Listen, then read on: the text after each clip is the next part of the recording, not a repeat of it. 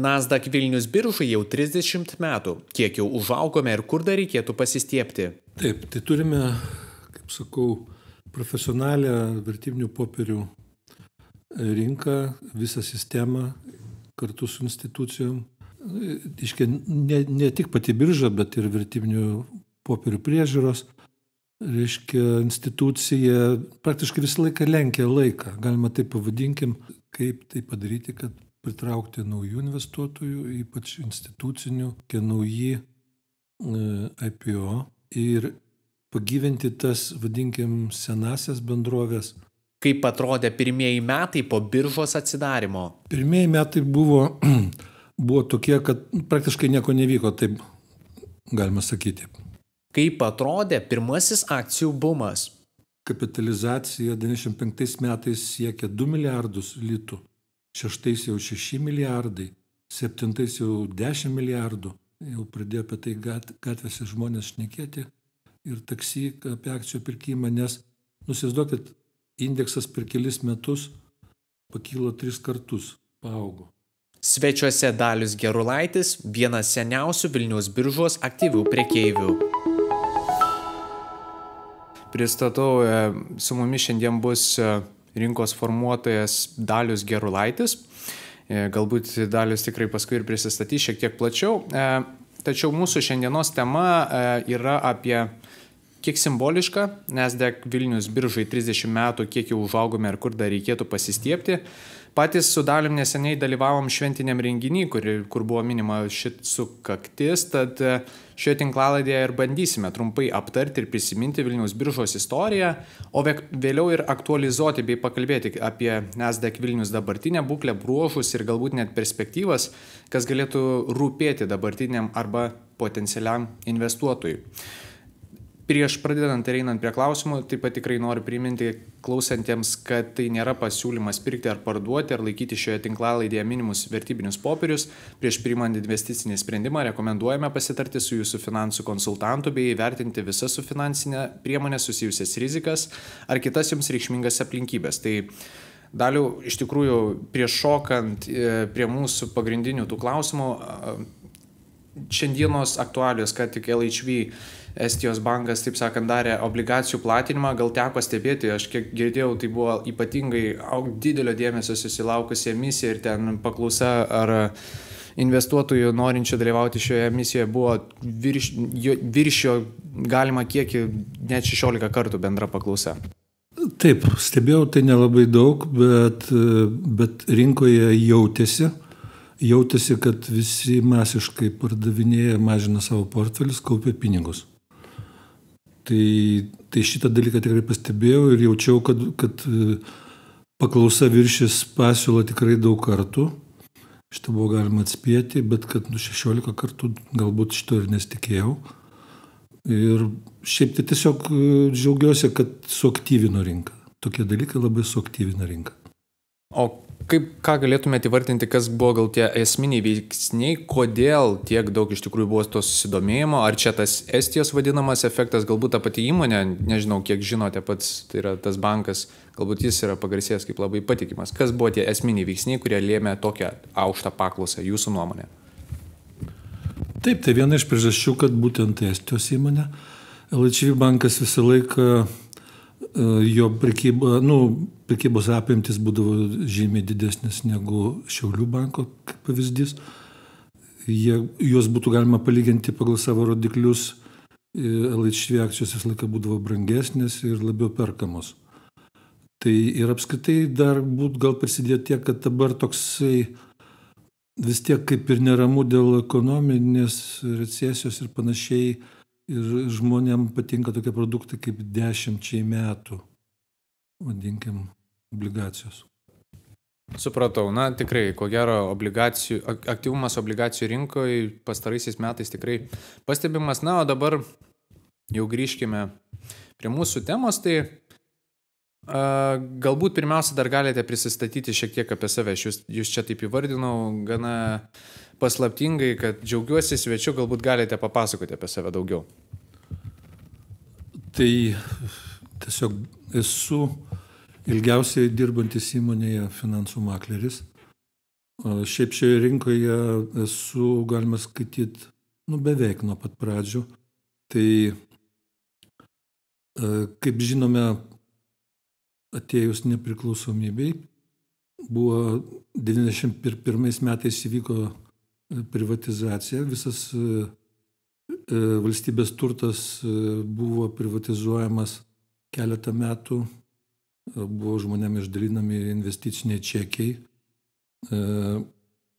Ir maždaug tuo metu aš jau pradėjau, dar nežinojau, kad bus ar yra birža, pradėjau dirbti prie vienos investicinės bendrovės. Ir mano buvo užduotis ir kartu rūpintis jau privatizuotų turtų už investicinius čekius, ieškoti jiems pirkėjų net ir užsienyje. Ir kartu žinojau, kas tai yra investiciniai čekiai, kas yra tos akcijos, nes pirmoji prekyba dar vyko tikrai iki biržos atidarimo.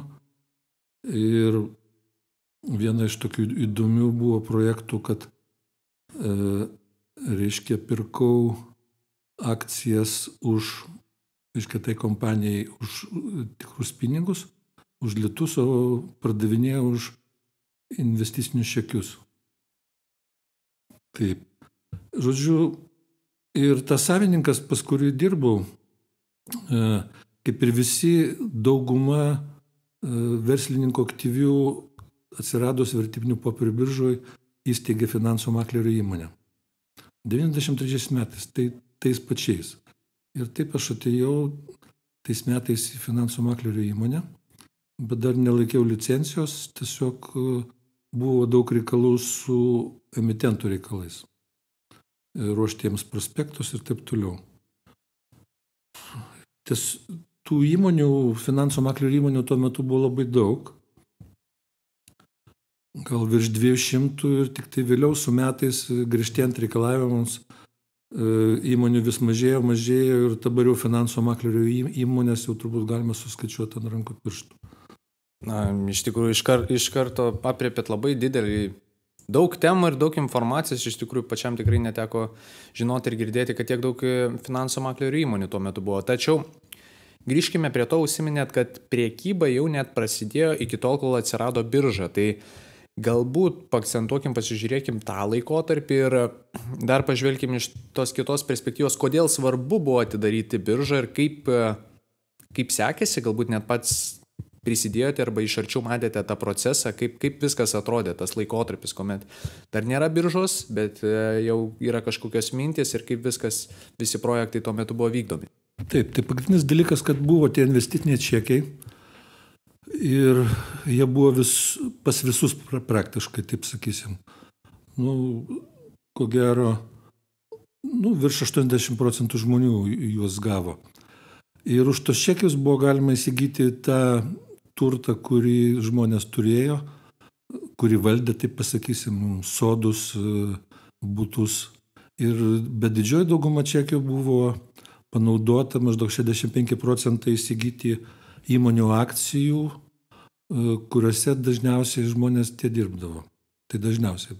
Buvo ir dalis jau investuotų nuo pat pradžių, kurie už investicinius čekius pirkdavo akcijas, vaikščiodavo į aukcionus, kurie būdavo kasdieną ten skelbiami, paskui parduodavo tas akcijas be jokios biržos, tiesiog už biržinę, taip vadinkim, prekybą.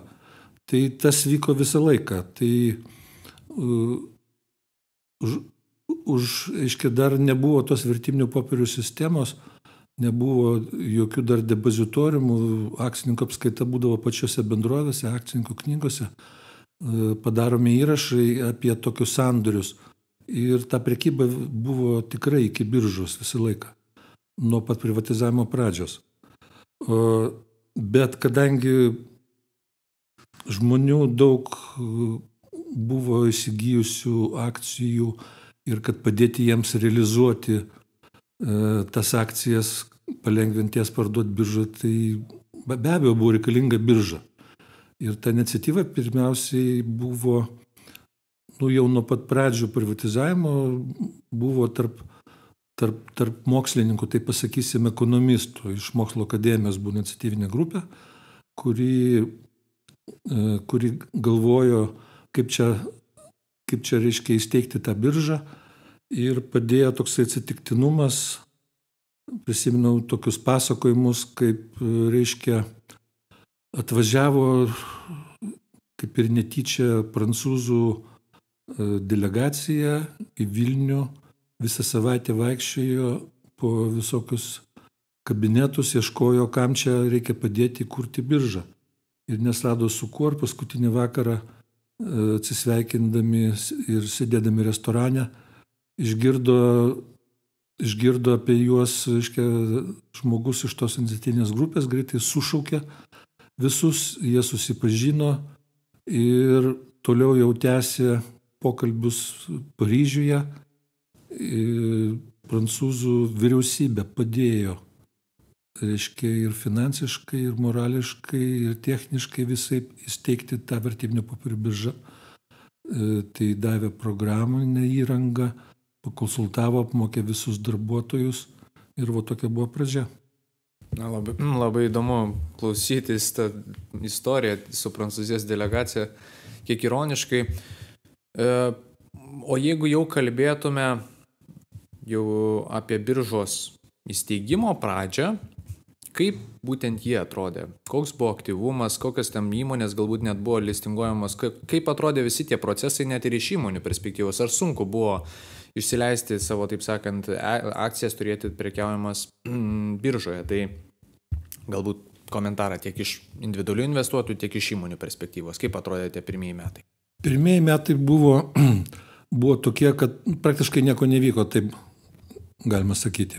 Atleiskit, dar tik tais pasitikslinsiu ir įvardinkit, kurie tai yra metai.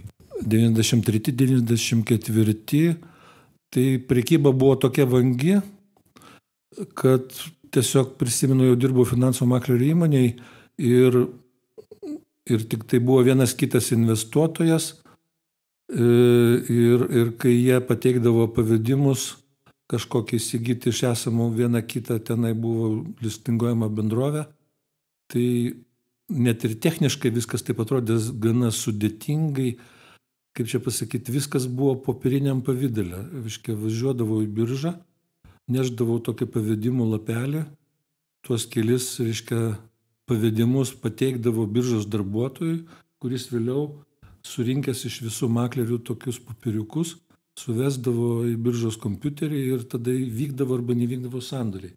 Tai tokia buvo pradžia, buvo mažas pasirinkimas, buvo dar obligacijų be abejo, tai tokia buvo pradžia, bet paskui apie 95 metus birža susijėmė ir kaip ne tik birža, čia buvo tuo metu visa sistema vertybinių popierių, tai depozitoriumas, vertybinių popierių komisija ir birža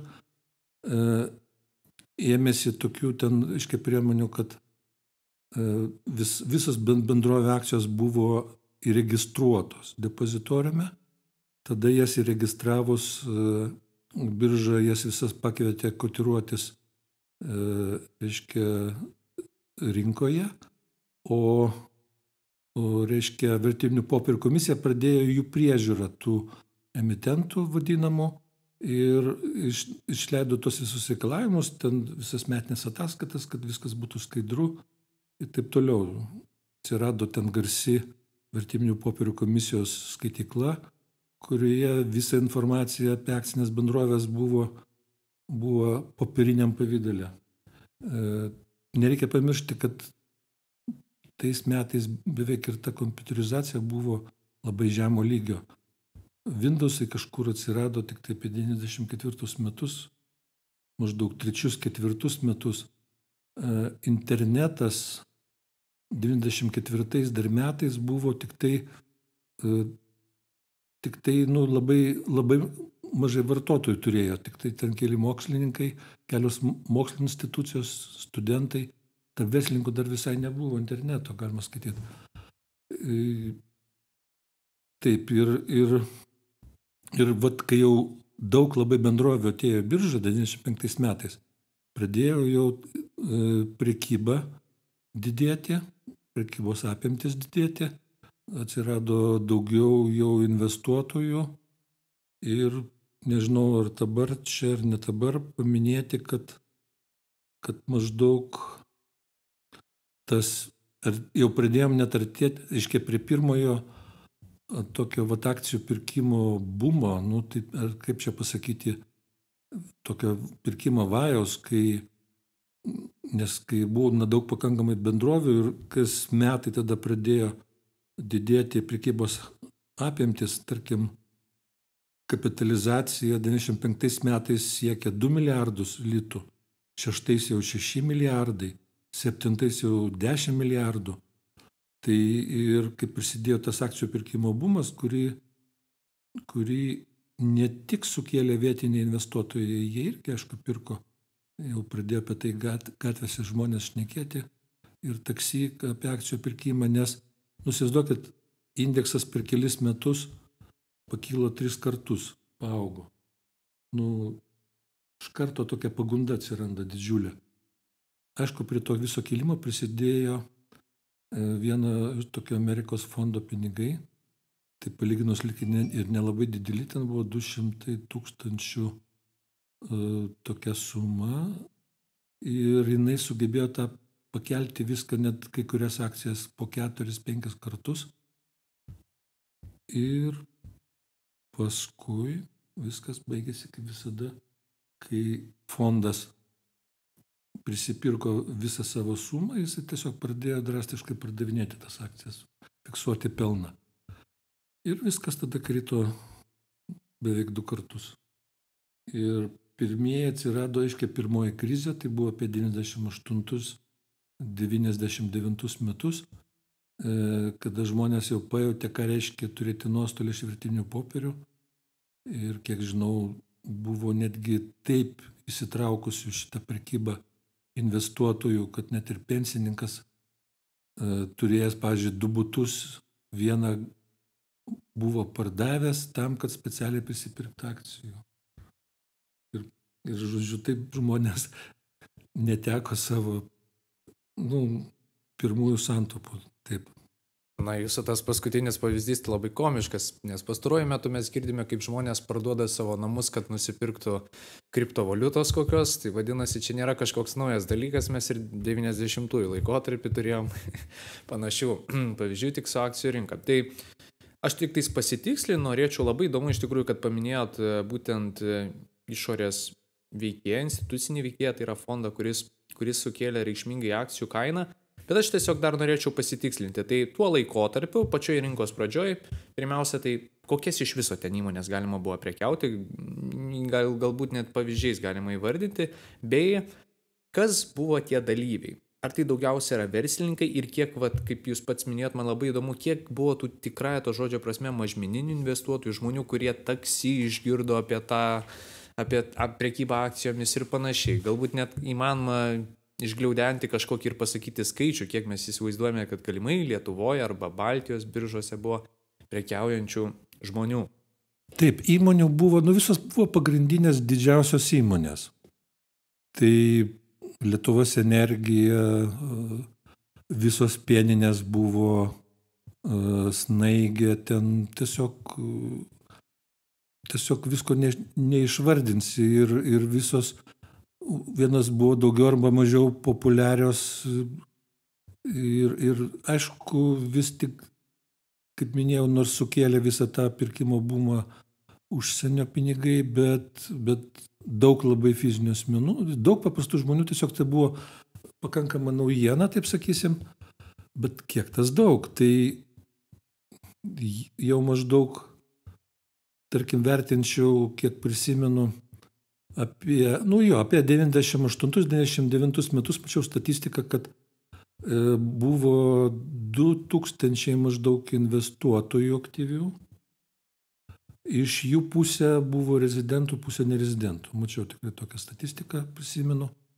Tai ką reiškia tie 2000, tai man atrodo, čia kaip būtų 3 vidurinės mokyklos, bent jau sovietmečio mano laikais buvo.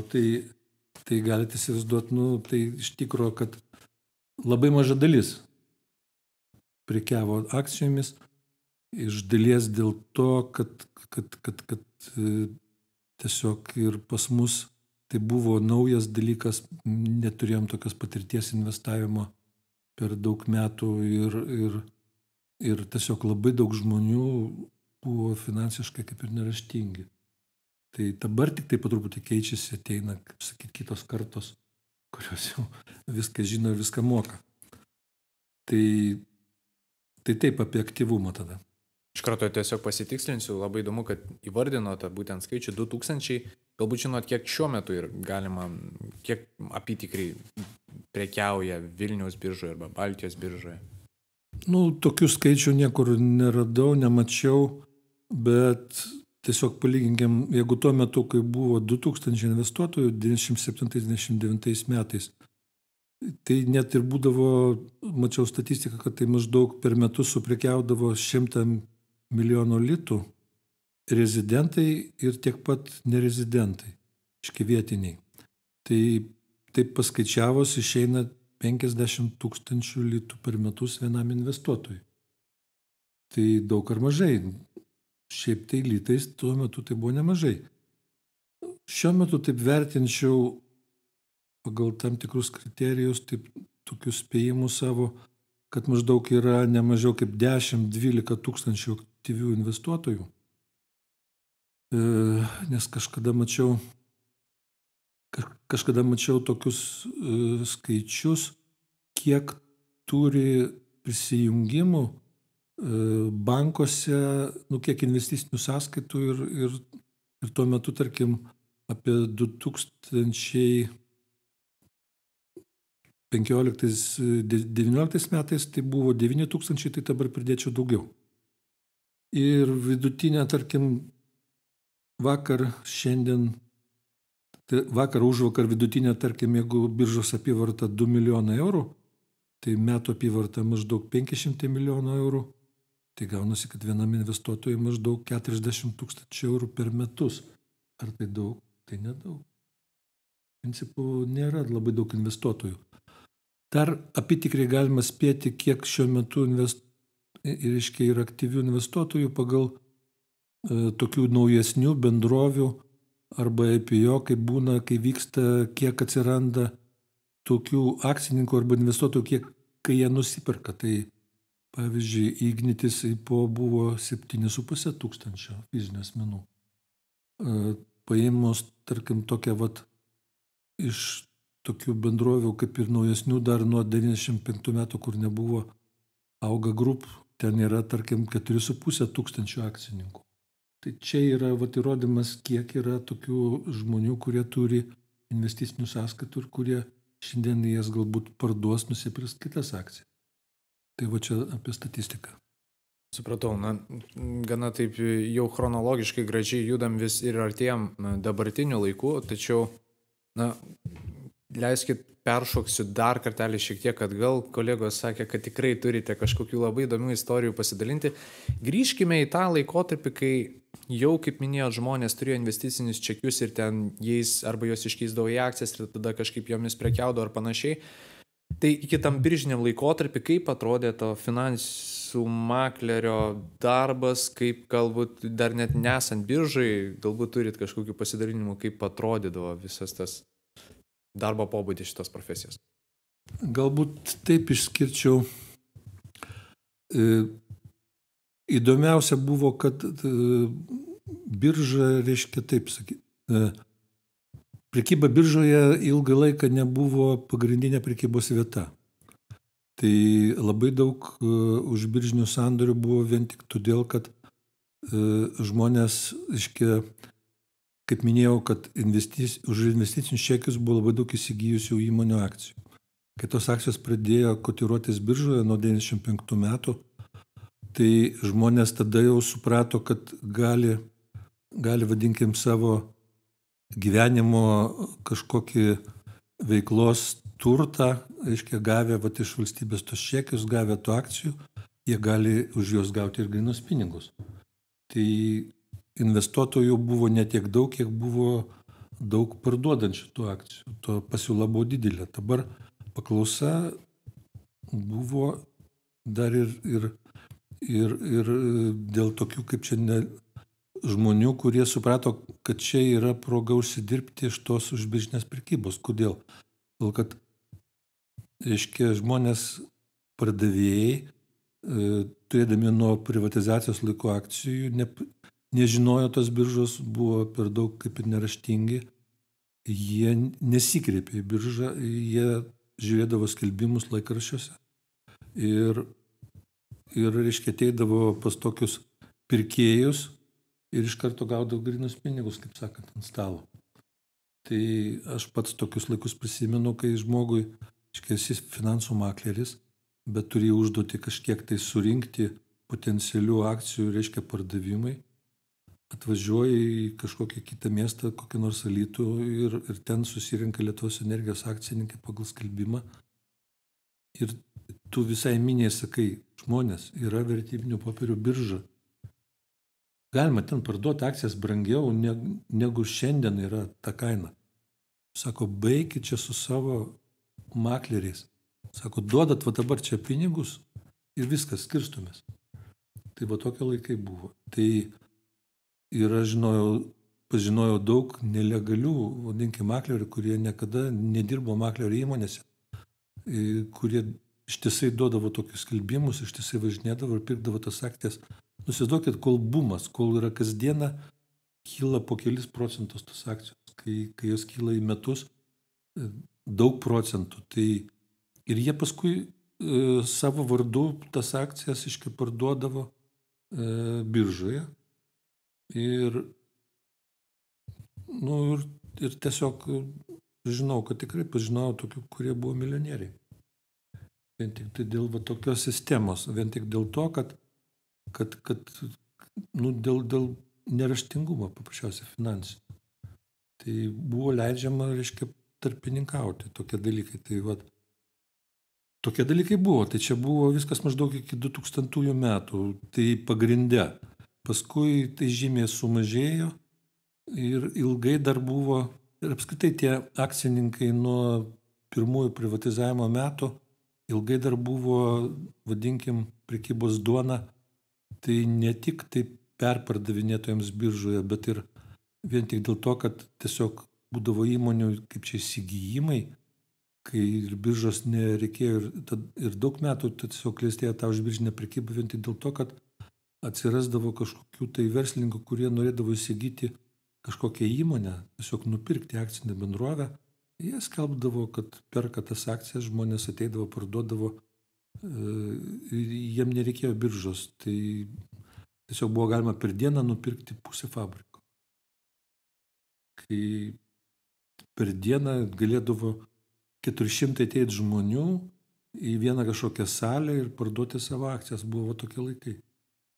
Tai būdavo tokios, aiškiai, projektai, įmonių užvaldymas, įsigijimas. Ir dažniausiai tai būdavo tokios įmonės perkamos, kur nebuvo prieš tai susidaręs kažkoks stambus akcininkas, kur direktorius, tarkim, neturėjo savų akcijų paketo. Tai tokie laikai buvo. Labai įdomu, čia tokia schema atrodytų logiška, bet o kada įvyko ta kažkokia konsolidacija, kuomet jau taip lengvai, sakykime, tą patį įgyti įmonės kontrolinį akcijų paketą jau nebebuvo taip lengva, kad atvažiuoti ir, kaip jūs minite, susikviesti žmonės, kurie turi, jei neklystu, kaip čia gaunasi, investicinius čekius ar akcijas? Akcijas. Jau akcijas, jau supratau. Ir lengvai iš jų įsigyti. Tai ko reikėjo, kad būtent jau pasikeistų ta situacija? Ar tiesiog, nežinau, tiesiog gal įsiplėskite? Tai tiesiog viskas natūraliai baigėsi, kai baigėsi tie pardavėjai, kai visos beveik pagrindinės įmonės įsigijo savo, vadinkim, naujus savininkus arba esami vadovai po truputį pirkdavo savo akcijas arba kažkas tai ateidavo iš išorės ir būdavo tokie karai akcijų. Ir tiesiog būdavo, tiesiog kaip filmuose, nežinau, kaip netgi tokių filmų gal nemačiau. Įsivaizduokit, kaip Vilniuje perkamas kombinatas ir yra du pirkėjai, du skirtingi pirkėjai. Ir žmonių minia, reiškia, vaikšto tarp 2 supirkimo punktų. Reiškia, stovi, pavyzdžiui, visa didžiulė eilė vienam punkte, ten visi gauna pinigus, formina dokumentus, taiga kažkas įbėga, sako, o žinot, ten dabar moka 10 centų brangiau. Tai visa ta minia, keli šimtai žmonių bėga į kitą punktą, reiškia, pradeda ten forminti dokumentus. Tada vėl atbėga žmogus, sako, žinot, o ten vėl pakėlė 10 centų. Ir taip tęsiasi maždaug mėnesį. Mačiau tokių projektų, kur 2 pirkėjai konkuravo tarpusavį, reiškia, bet paskui viskas natūraliai baigėsi, vienas iš jų laimėjo, turėjo paketą, tada būna dėrybos, nusiperka iš kito, kuris turi mažiau ir natūraliai taip atsirado paskui tokie laikai, kai jau nebebuvo tokių akcinių bendrovių, kur būtų kažkokių laisvų akcijų. Iš ties labai įdomu, aš sakyčiau, absoliučiai pritariu jums, nesu matęs tokio filmo, bet ir labai pasiūlyčiau jums pagalvoti apie tokio filmo režisūrą. Judėkime į priekį, rinka vystosi, kaip minit, tų tokių įmonių, kur jau jos, tų įmonių, kurios akcijos taip lengvai prekiavimas arba tam tikri asmenys galėjo įsigyti atvažiavę į miestą ar sukvietę susirinkimą ir iš eilinių akcininkų surinkus tas akcijas jau nebelieka arba jau supirktos jos. Kas vyksta toliau? Dabar dar irgi prisiminsiu vieną iš dalykų, ką jūs minėjote, tai pasitraukia užsienio institucinis investuotojas, fondas ir tada akcijų kaina stipriai krenta. Tai yra pirmasis kažkoks laikotarpis, kuomet mūsų vietiniai Lietuvos investuotojai, kurie dar tik tais patys auga, deda pirmosius žingsnius, patiria, ką reiškia kabutėse prarasti pinigus investicijose. Tai kas vyksta toliau? Ar rinka numiršta kabutėse trumpajam laikotarpiu? Kas vyksta? Ne, rinka nemiršta be abejo. Rinka labai greitai atsigaunantis mechanizmas, tai tų krizių buvo ne viena, bet žiūrint vis tiek istoriškai per visus 30 metų visi indeksai iškylė daug kartų. Tai jeigu jau vis tiek kalbėjome apie tą pirmąją krizę maždaug 98 metų, pirmasis akcijų kainų, kada nuosmukis buvo, tai toliau, vis tiek norėčiau keletą tokių pažiūrėti, tiesiog apžvelgti svarbesnius tokius įvykius, kurie įtakojo tą biržos prekybos aktyvumą. Tai suaktyvina tokie dalykai, kaip pirmasis ten buvo telekomo, tarkim, IPO. 2000 metais irgi buvo labai daug šnekėta, labai daug žmonių įsitraukė, naujų investuotojų. Buvo iki to, kad ten pirko tiesiog, ten tuo metu to įmonėje buvo ir darbuotojų akcijos, kurios nebuvo trauktos į biržos prekybą ir paprastosios vardinės. Tai įsivaizduokit, buvo iki tiek irgi toks bumas užėjęs tų, vadinkime, išorės investuotojų, kad jie darbuotojų akcijas pirko, kiek aš prisimenu, 3,80 litai kainą, o IPO paskui išėjo 3,15 litai.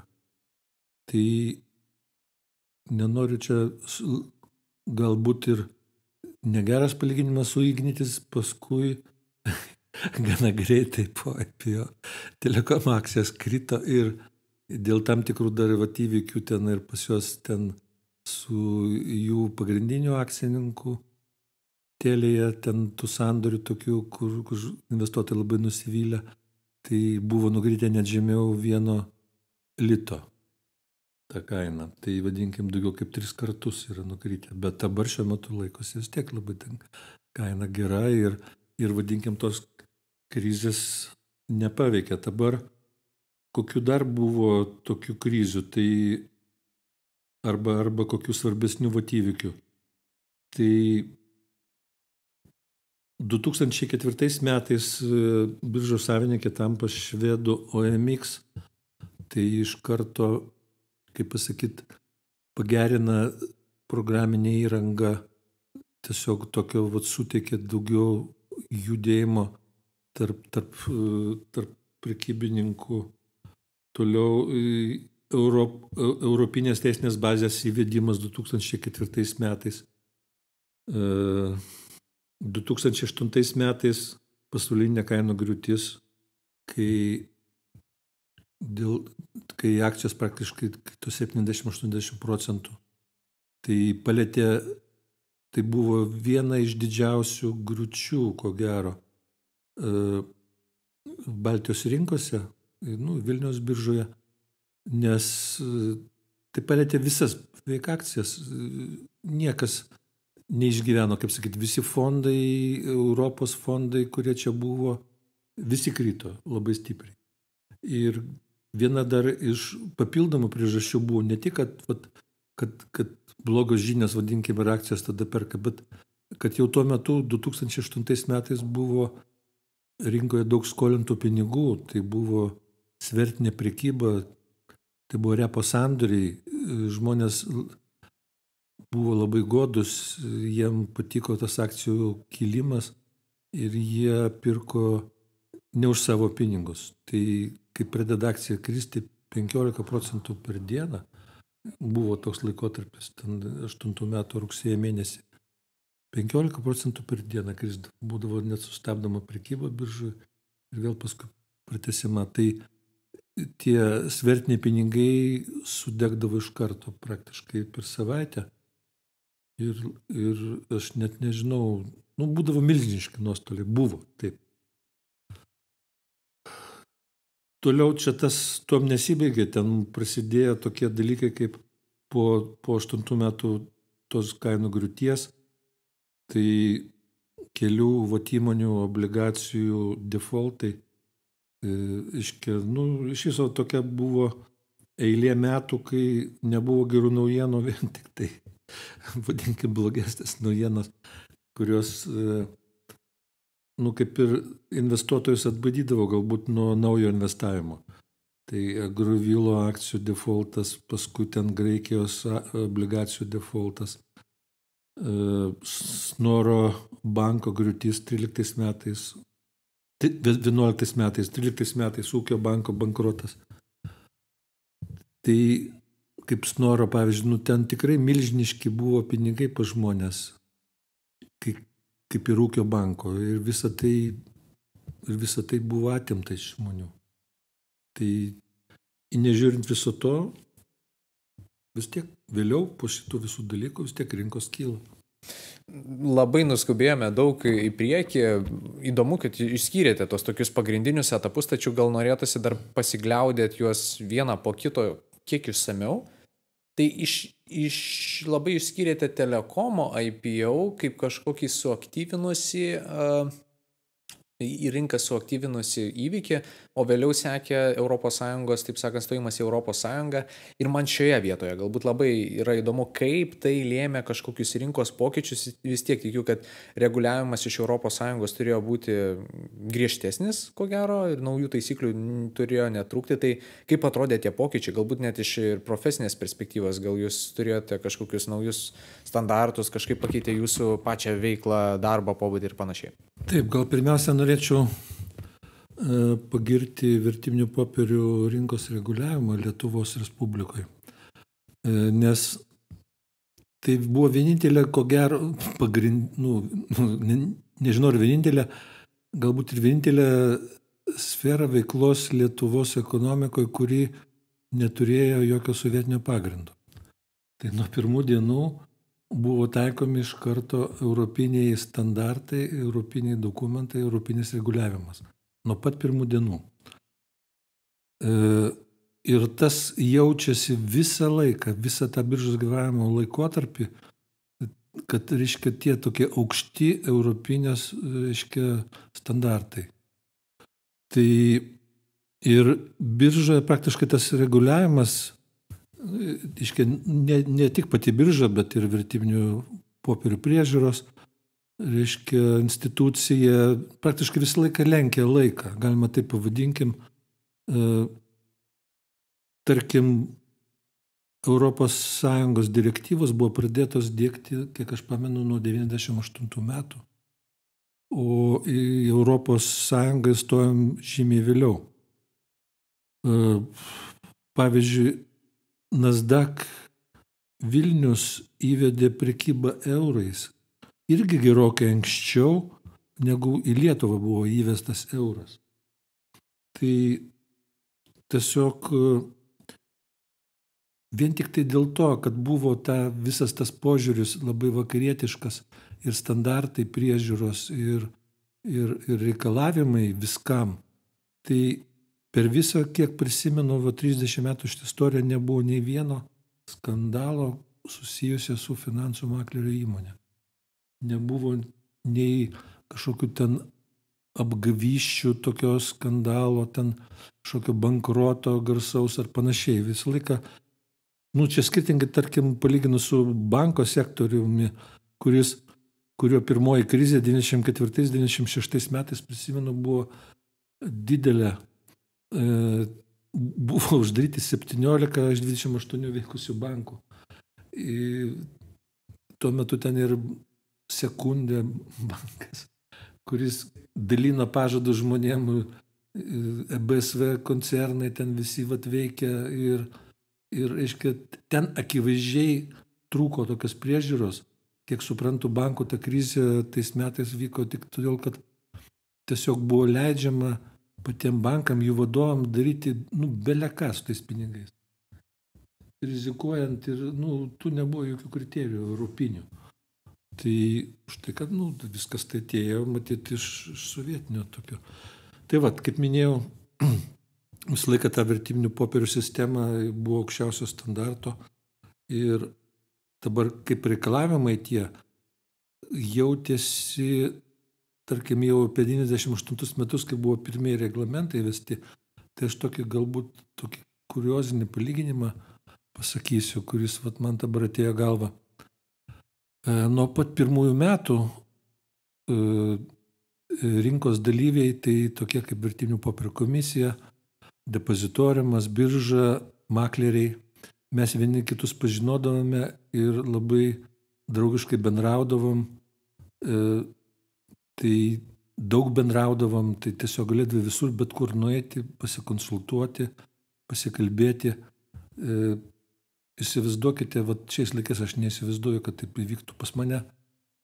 Sode vieną kartą vakarojo visas vertybinių popierių depozitoriumas, visi darbuotojai. Buvo iki tokie santykiai geri. Bet paskui, kai pradėjo vertybinių popierių komisija, atsirado žmonių, kurie pradėjo taikyti tuos visus reglamentus, uždraudė draugauti su makleriais. Priežiūros ir kitom institucijom uždraudė draugauti su makleriais.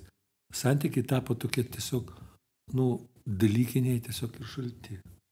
Tai net jeigu, buvo, tiesiog nuėjau vieną kartą vertybinių popierių komisiją, tiesiog pažįstamas priežiūros darbuotojas. Mes su juo kalbamės, draugiškai kalbamės. Jau pro šalį kitą komisijos darbuotoją pamatė, tai sukėlė tokį skandalą, kalbasi tarpusavy. Tai čia toks buvo perlenkimas, taip manyčiau. Iš tikrųjų, mes visi rinkoje buvome visada profesionalai ir dėl to, kaip ir minėjau, kad nebuvo jokių sukčiavimo atvejų. Dabar apie biržos brandą liktai prisimenu.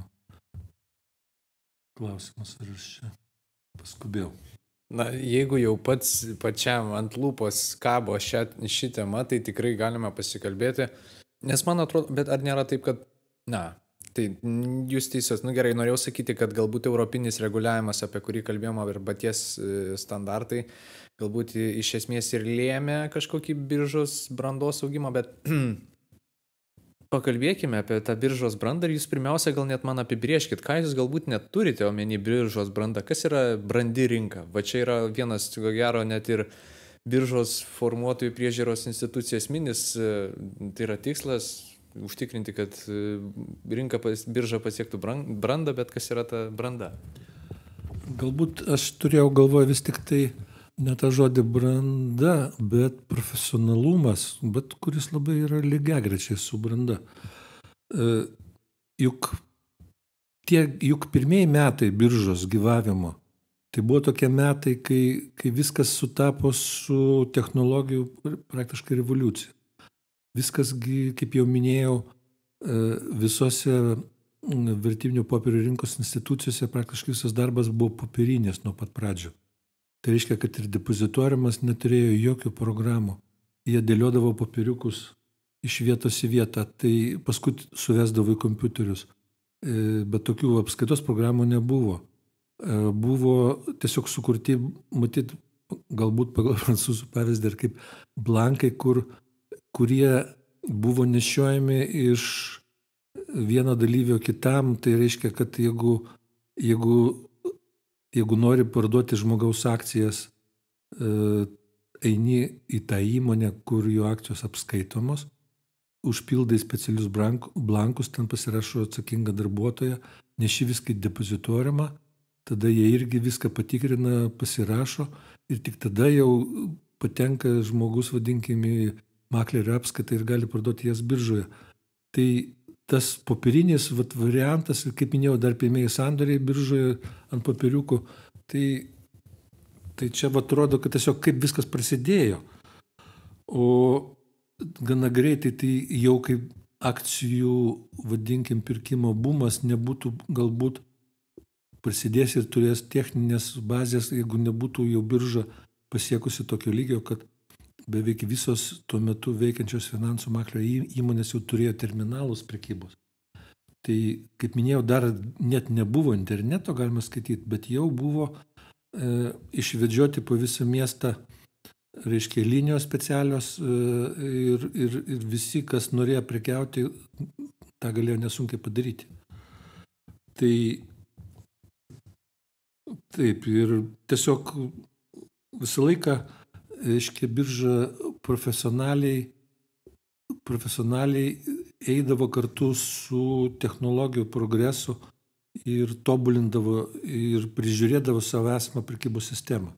Aišku, paskui keičiantis savininkam, ten atsirasdavo vis naujesnės ir naujesnės programos ir patogesnės galbūt negu pačios pirmos prancūziško to modelio. Bet noriu tiesiog pagirti, kad birža niekada neatsiliko nuo laikmečio tendencijų ir visada susitvarkydavo su technologijų iššūkiais. Tai čia tokia būtų branda, o kad vadinkime esame maža birža, pripažinkim, kad esame maža birža. Esame 5 kartus mažesnė už Bukarešto, pavyzdžiui, ten 25 kartus mažesnė už Varšuvos biržą, bet jinai patenkina mūsų investuotojų poreikius, vadinkim, vietinius pilnai. Ir maža birža vien tik tai, pažiūrėkit į oficialiai, reiškia, registrą, šiuo metu dirba tik 7 darbuotojai. Ir jie puikiai susitvarko su šito darbo. Reikia tik tai pagirti biržą. Vat man kas įdomiausia, jūs net pats jau pradėjote užsiminti apie kitas rinkas ir lyginimą pagal, nežinau, jūs pasakėte kartais didesnė, ar čia yra apyvartos atžvilgiu? Kapitalizacijos.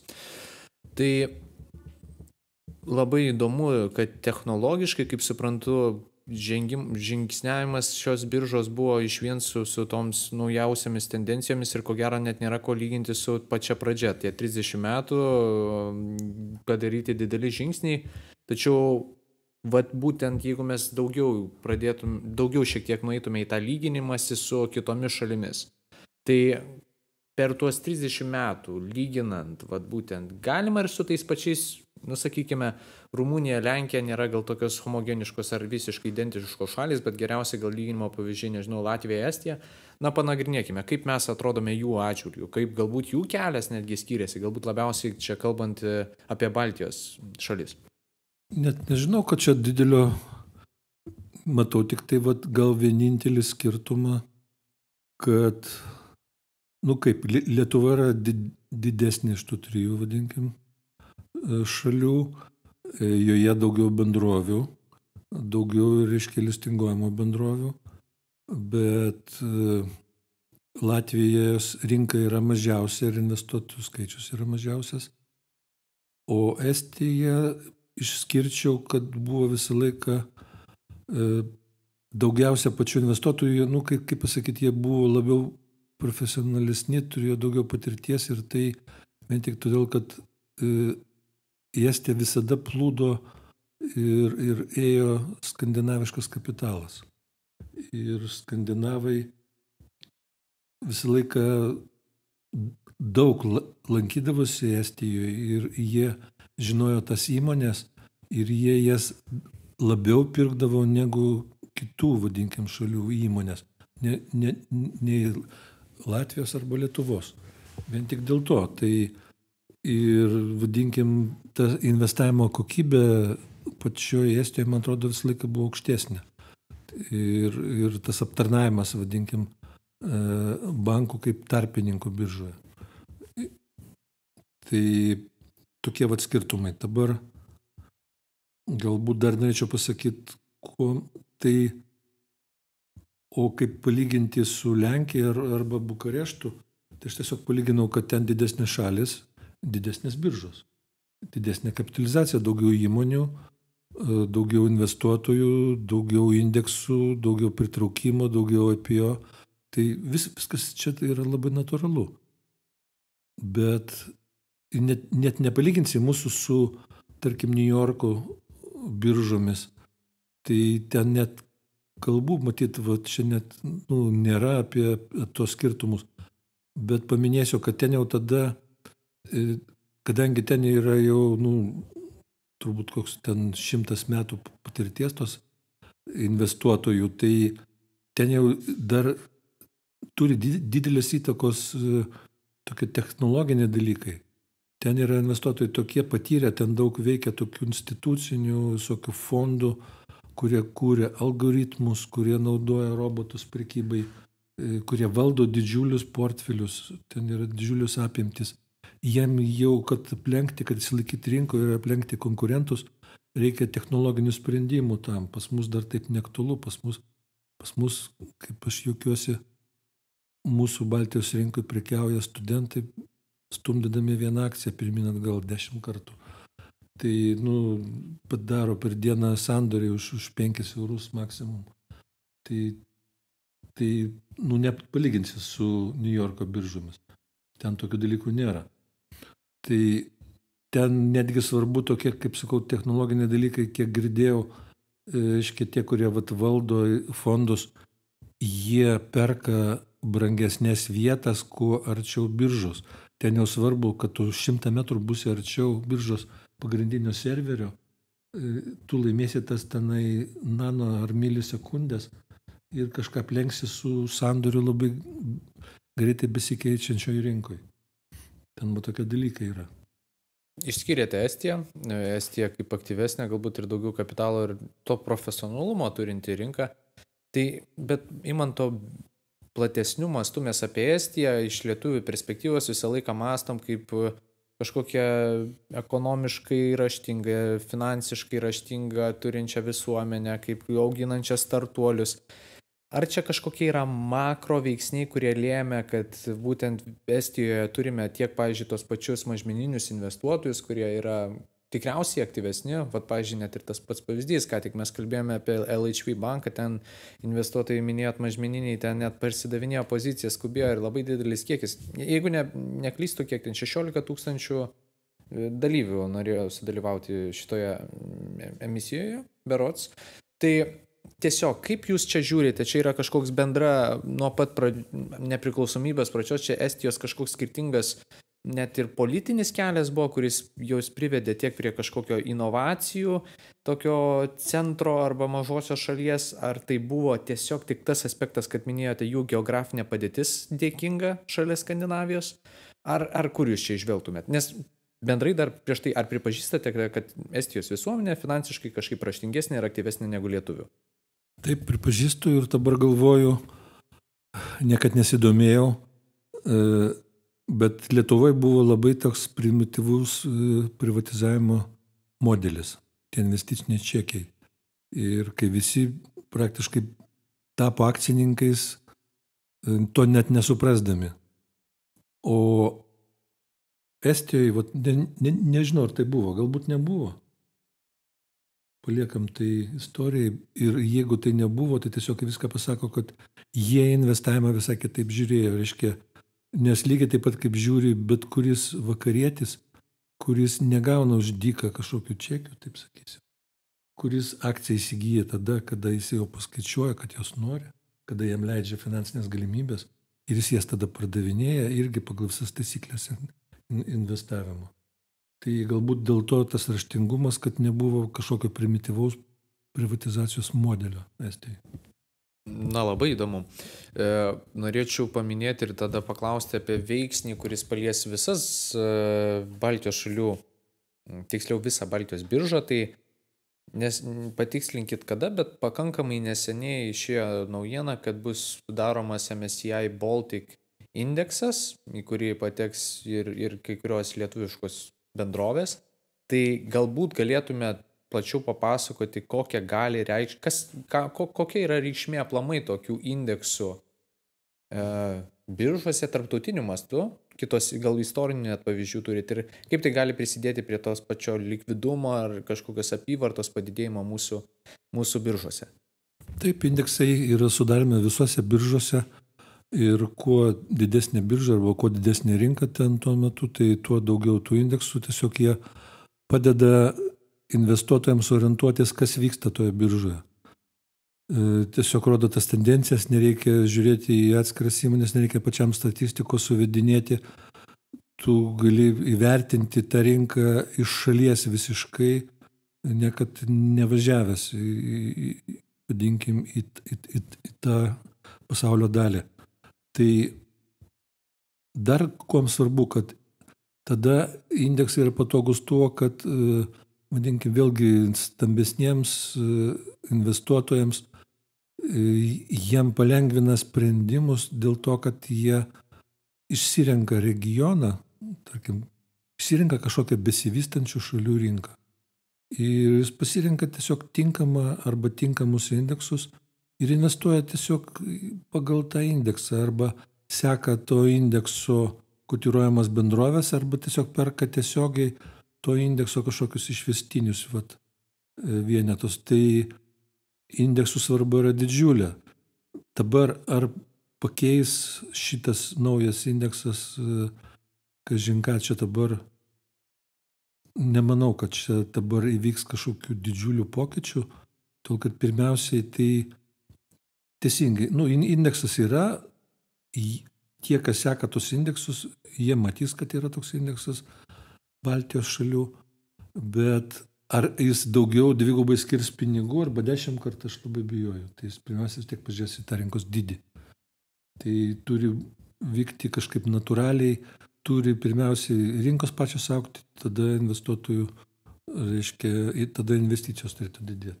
Tai ar mes galėtume, pavyzdžiui, tikėtis, kad atsiras kažkokių biržoje prekiavimo fondų, kurie sektų šį indeksą? Ar tai padidintų tada galbūt tą likvidumą, ar kaip jūs matote tą kelią? Pirmiausia, dar mums reikėtų, tai mums reikėtų, kad mūsų Baltijos šalis būtų pripažintos besivystančių šalių. Ir kad tada patektų tarp tų kitų indeksų, kurios yra besivystančių šalių ir tada galbūt fondų daugiau atsirastų, kurie įtrauktų ir šitą indeksą. O vien tik tai pačio indekso buvimas, tai dar nereiškia, kad čia būtinai jis seks kažkas. Taip, tai pats neprisimenu tiksliai jau kokiame kontekste, bet jau kalbėjome šiek tiek apie Ignitis IPO, kuris, jei neklystų, irgi paminėjote, kad suaktyvino rinką. Dabar Ignitis yra vienareikšmiškai didžiausia pagal kapitalizaciją Vilniaus biržoje listinguojama įmonė. Tai aš norėčiau paklausti pirmiausia apie jų tą visą IPO procesą, koks yra jūsų vertinimas, kadangi viešoje erdvėje teko matyti kelias stovyklas, pavyzdžiui, tie patys Ignitis atstovai ar buvęs finansų ministras Vilius Šapoka labai teigiamai pasisako apie šį įvykį, o kita vertus Dalius Misiūnas ar koks berods Raimundas Kuodis, ekonomistas, taip pat pasisakė, kad galbūt energetikos įmonės, tokios valstybinės energetikos įmonės turėtų prioritizuoti viešą interesą vietoj pelno. Tai kaip jums atrodė šis įvykis, koks jūsų vertinimas? Taip, tai yra teigiamas dalykas tokie IPO, nes būtent pritraukia daug investuotojų. Tai reiškia, išnaudoja kotiruojamą bendrovę buvimą biržoje, reiškia, gauna lėšų savo, reiškia, vystyti veiklai. Dabar ar pavyko ar nepavyko, tai tokios, reiškia, daug negaliu kažką pakomentuoti, tik tai kiek jaučiau, kad projektas buvo labai milžiniškas ir gana sunkus buvo metas, covidas prasidėjęs. Ten netgi prisimenu tokių dar dalykų, kad įtakojo net tokias naujienos, kad reiškia, Trumpas susirgo covidu. Ir įsivaizduokit, tai galėjo turėti milžinišką įtaką Ignitis IPO. Tai, reiškia, iki to buvo prieėję, kad, tai tiesiog įtampa buvo didžiulė. Manau, kad buvo skubama šiek tiek spartinami procesai, galbūt ne visi buvo investuotojai kažkuo tinkamai informuoti arba pritraukti.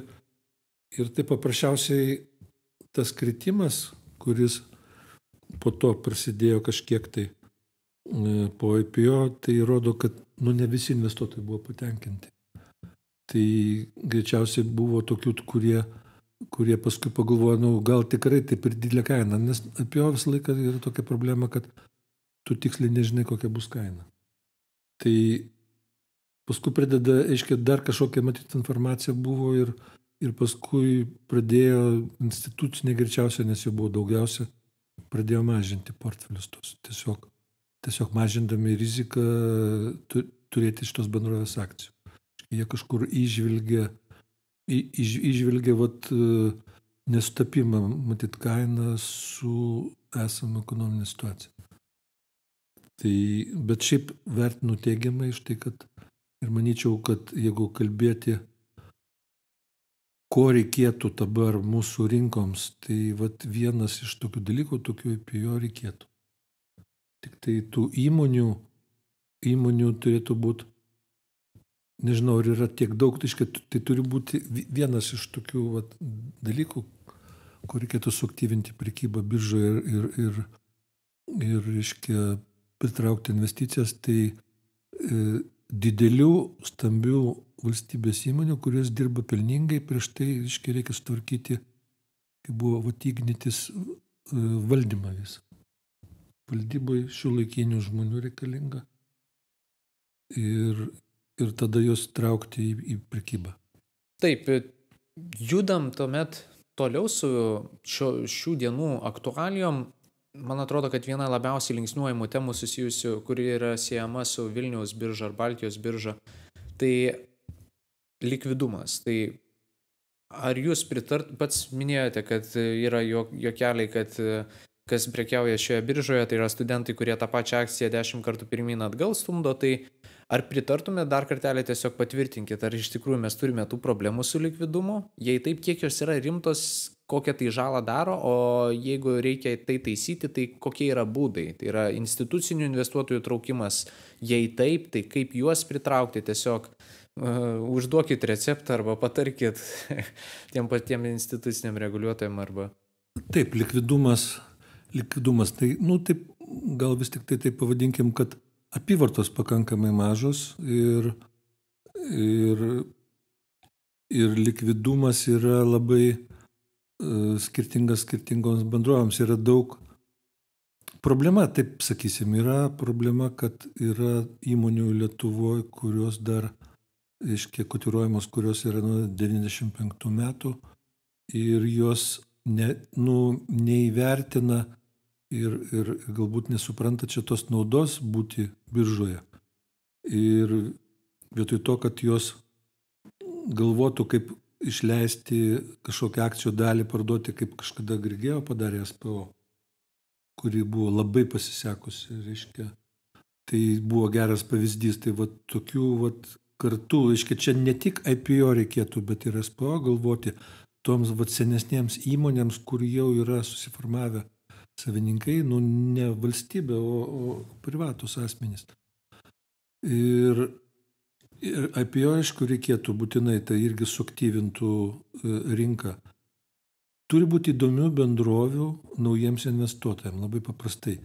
Žmonėms reikėtų, reiškia, tokios tokių naujienų, kad jie dabar galvotų, arba aš dedu naujus pinigus, arba aš portfelį persitvarkau, įsigiju naujų man labai patinkančių akcijų. Tos akcijos naujos gali būti ir mažos bendrovės. Šiandien mačiau tik tai antraštę verslo žiniuose, neperskaičiau, Nord Security ruošiasi eiti į biržą. Atrodo, ten yra amerikiečių kompanija. Berods. Nord Security vienas iš tikėtinų vienaragių, jeigu neklystu, tai yra lietuviška įmonė. Tiesiog iš vieno amerikiečio girdėjau, kad jo sūnus ten dirba. Tai dėl to tai pagalvojau. Jie dabar labai yra populiarūs, aiškia, startuoliai ir vienaragiai. Tai jiem būtinai reikia padaryti vietos biržoje kažkokią mechanizmą, kad juos pritraukti. Žmonės tikrai domėsis tokiais investiciniais projektais ir atsiras ir naujų investuotojų, ir tie, kurie peržiūri savo senus portfelius. Tai čia vienas iš tokių receptų, kaip suaktyvinti. Dar labai svarbus yra rinkos formuotojai, kur, reikėtų daugiau išnaudoti jų paslaugas.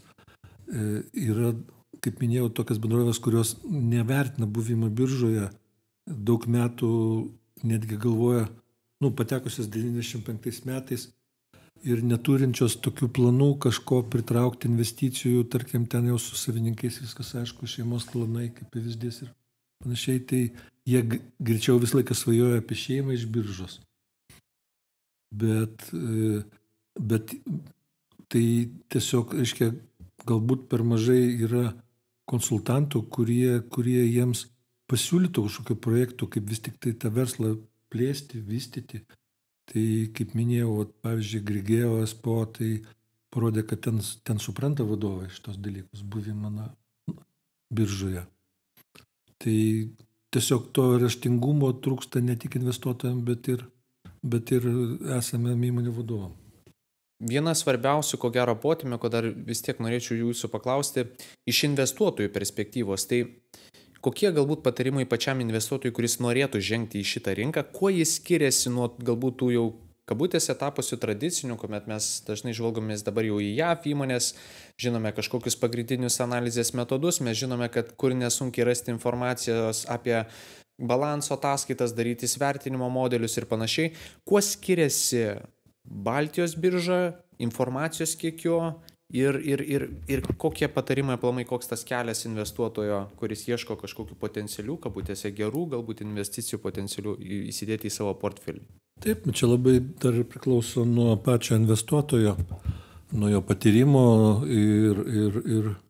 ir nuo finansinės padėties. Tai Baltijos biržose yra gerai pradėti, kaip aš sakau, studentam. Labai pigų. Gali išbandyti visokius metodus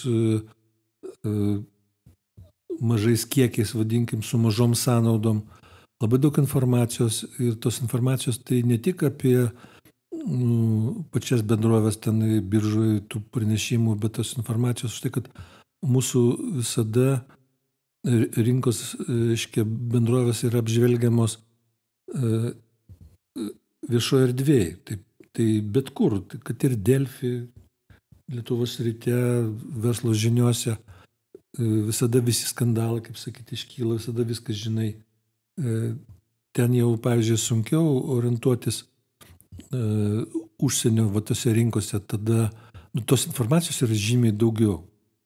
Vienas dalykas, bet patyrę investuotojai, jau ne pirmi metai prekiaujantis ir didesnėm sumom prekiaujantis, jie, matyt, didžiąją dalimi visada bus vis tiek užsienį. Ten yra tiesiog likvidesnės tos rinkos, didesnės bendrovės, didesnis pasirinkimas tų augančių, vadinkim, verslų, kad ir tos technologinės įmonės. Pas mus mažiau tokių įmonių, pas mus yra ramesnė rinka, taip pasakysiu. Tai jinai treniruotėm galbūt tinka, bet tokiam rimtam investavimui mažiau. Visą laiką galima dalį laikyti, tarkim, tokių, kad ir Ignitis kaip pavyzdys, kaip dividendinė akcija 6% pajamingumo. Tai galima kažkokių obligacijų ten įsigyti, ten Šiaulių banko ar LČ kaip pavyzdys, tai viskas čia tą galima daryti, bet vis tiek ir jo labiau dar konkurencija yra prekyba akcijoms, tai yra besikūrentys fondai, kurie nieko bendro neturi su vertybinių popierių rinka. Tai yra įvairūs kažkokie investiciniai projektai, jie yra įdomus, tai yra dabar net atsiranda tokių kaip, startuolių arba kažkokie nauja verslo rūšis, ten karinės pramonės gynybos, ten gali būti sritis ir panašiai, jau nekilnojamas turtas jau baigiamas pamiršti, ko gero. Tai visada tų alternatyvų yra ir investuotojų turinčiam, ką investuoti, visada yra daug pasiūlymų ir nebūtinai vietos rinkoje. Taip, einant į pabaigą visai, tai galbūt tokį padarykime reziumė ir išvadą, apjunkim tą visą refleksiją, tai yra mes apžvelgėm beveik 30 metų, kaip vystėsi rinka, kokią pasiekėme dabar fazę, pažiūrėjome apie perspektyvas arba ką reikėtų daryti, kad ji tik tai augtų toliau. Tai galbūt jūsų asmeninis kažkoks toksai finalinis santrauka, ką mes spėjome pasiekti ir ko dar iš esmės mums trūksta, kur mes turime pasistiebti. Taip, tai turime, kaip sakau, profesionalią vertybinių popierių rinką, visą sistemą kartu su institucijom, dirbančią gerai, su gera priežiūra ir atitinkančią pilnai, manau, mūsų investuotojų poreikius, vietinių investuotojų ir aišku, būtinai visada yra mintis, kaip tai padaryti, kad pritraukti naujų investuotojų, ypač institucinių, užsienio ir taip toliau. Tai viskas yra teisingai einama, tai, kaip minėjau, yra keli dalykai. Tai yra, reiškia, nauji IPO,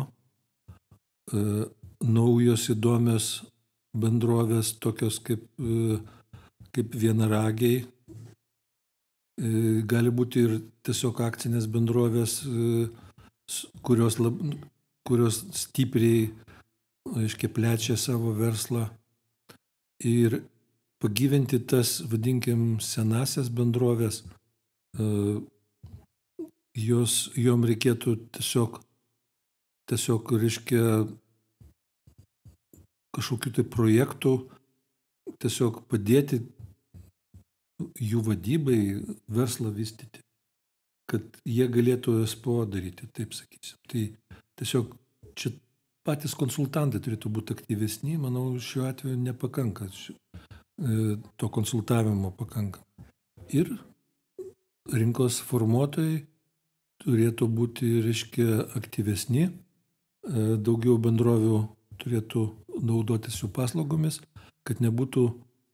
kad praktiškai tapo viena akcija, kad nuskęstų kažkur tai didesnėme sraute akcijų pirkime, pardavime. Kągi, Daliau, gana ilgai, bet sakyčiau įdomiai ir tikiuosi prasmingai pasišnekėjome, labai ačiū Jums. O visiems klausysiems noriu priminti, kad tai nėra pasiūlymas pirkti, parduoti ar laikyti šioje tinklalaidėje minimus vertybinius popierius ir rekomenduojam prieš priimant investicinį sprendimą pasitarti su jūsų finansų konsultantu bei įvertinti visas su finansinė priemonė susijusias rizikas ir kitas jums reikšmingas aplinkybės. Taip pat skatinu klausytojus, kuriems buvo įdomu šis turinys, dalintis juo socialinėje medijoje, pasiekti mūsų kanalus įvairiose socialinėse medijose, o taip pat su Orient Kapitalo rinkų komanda kiekvieną pirmadienį paruošėme svarbiausių kapitalo rinkų įvykių apžvalgą. Dabar taip pat galite jas rasti ir YouTube video formatu, kur pasidaliname ir įvairiais grafikais, statistika bei kita įdomia medžiaga.